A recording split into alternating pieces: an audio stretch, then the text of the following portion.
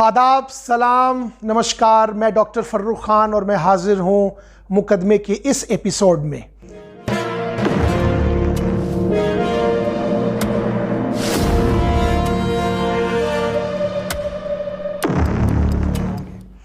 आज हम बात करेंगे कस्टोडियल डेथ पे।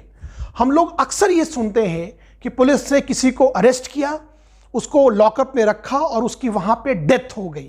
फिर पुलिस उसके बारे में अजीब व गरीब बयान पेश करती है कि उसकी डेथ ऐसे हो गई, उसकी डेथ ऐसे हो गई, जबकि अमूमन उसमें केसेस कस्टोडियल डेथ के होते हैं, टॉर्चर के होते हैं और इतना ज़्यादा टॉर्चर कर दिया जाता है एक्यूज्ड का जो अरेस्टेड है कि उसकी डेथ हो जाती है।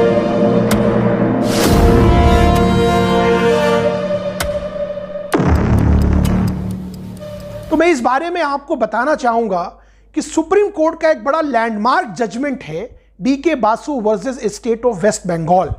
आप हर पुलिस थाने में जब जाएंगे तो आपको इस जजमेंट की शिलापट्टी लगी हुई मिलेगी। आपको थाने में उसका लगाना भी कंपलसरी है। उसमें लिखा होता है कि जिस आदमी को अरेस्ट किया गया है पुलिस के द्वारा, उसके अधिकार क्या हैं।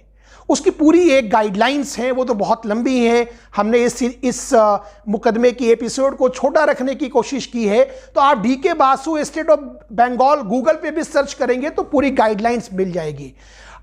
इसके बारे में बहुत सारे जजमेंट हैं सुप्रीम कोर्ट के, उसके बाद भी बहुत सारे जजमेंट हैं जिसपे कि सुप्रीम कोर्ट ने बार बार ये कहा है और मुख्तलिफ हाई कोर्ट्स ने भी कहा है कि custodial death is a crime against humanity है, आर्टिकल 21 का वायलेशन है।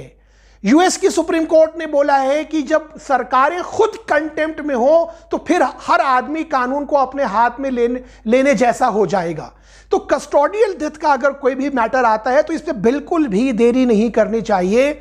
उसको मैटर को तुरंत लेके हाई कोर्ट में जाना चाहिए, रिट पिटीशन फाइल करनी चाहिए, जुडिशियल इंक्वायरी की बात करनी चाहिए। और अगर आपने कोर्ट को प्राइमा फेसाई सेटिस्फाई कर दिया कि एक कस्टोडियल डेथ का मैटर है, जहां पे एक्स्ट्रा नेचुरल सर्कमस्टांसेस में एक्यूज्ड की लॉकअप में डेथ हुई है, तो इस पे सजा है, इस पे 302 का मुकदमा चलता है, पुलिस वालों की नौकरियां जाती हैं और उनके बाद उनको जेल भी होती है। और ऐसे बहुत सारे मुकदमे हिंदुस्तान में हैं जहां कस्टोडियल डेथ पे लोगों को सजा हुई है और बड़े बड़े ऑफिसर्स को हुई है।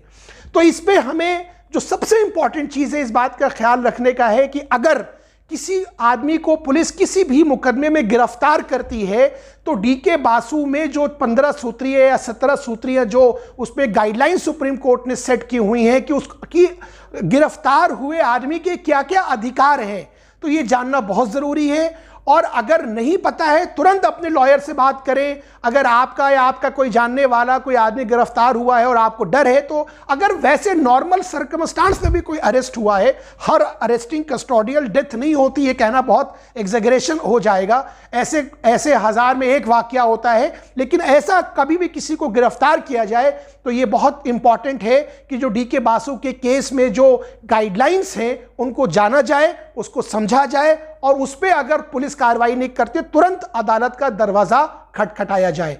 अगर ऐसा कोई मसला होता है जहां पे किसी भी अरेस्ट हुए आदमी को या उसके किन और उसके रिश्तेदार को, भाई को, परिवार को ये लगता है कि उस आदमी की जान को खतरा है, तो उसमें तुरंत कंसर्न मजिस्ट्रेट कोर्ट में जाना चाहिए, वहां एप्लीकेशन लगाइए, हाई कोर्ट जाइए। इस पे वॉर स्केल पे, युद्ध स्तर पे काम करने की आवश्यकता है ताकि ऐसी भी किसी भी अनहोनी घटना से बचा जा सके। और कानून सम्मत, जो कानून के दायरे में जो चीज़ है, एक बात समझिएगा, पुलिस की भी ये जिम्मेदारी है कि जब वो किसी भी आदमी को अरेस्ट करती है, गिरफ्तार करती है, तो कुछ उसका अनुपालन करना होता है। अगर लगता है कि उन चीज़ों का अनुपालन नहीं हो रहा है तो तुरंत अदालत का दरवाज़ा खटखटाने में बिल्कुल भी देरी नहीं करनी चाहिए। तो इस मुकदमे की एपिसोड में हम इस बात को हमने रखा है। अगर आपको कोई क्वेरी है, कोई कंसर्न है, तो आप कमेंट बॉक्स में डालें अपने सवाल। हम कोशिश करेंगे कि हम आपके उन सवाल का बेहतर से बेहतर जवाब दे सकें। अपना बहुत ख्याल रखें, खुश रखें। मिलते हैं आपसे मुकदमे की नेक्स्ट एपिसोड में। धन्यवाद, थैंक यू।